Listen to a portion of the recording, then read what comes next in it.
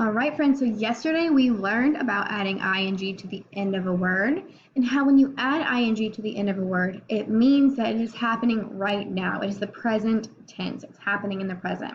So here's our objective again. I can recognize and use the ending ing when forming the present tense of a verb.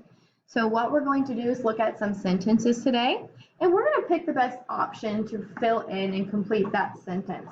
Now, when we're picking which word is the right one, we're going to think about which word makes the sentence sound right and make sense. So let's look at the first one. I am run. I am run. Does that sound right? No. I am runs. Nope. I am running. I am running. That sounds much better. So that is the correct word to use to fill in the sentence. I am running. So let's write that word, running.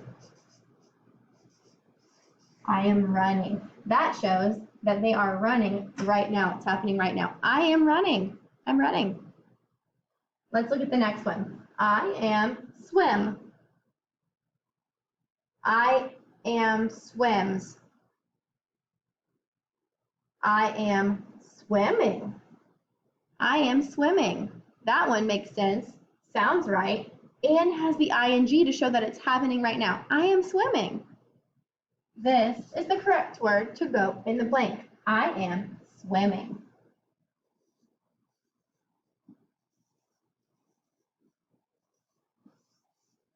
So this is what you guys are going to do for your work today. I am going to link a Google document on the slide below where it says click here.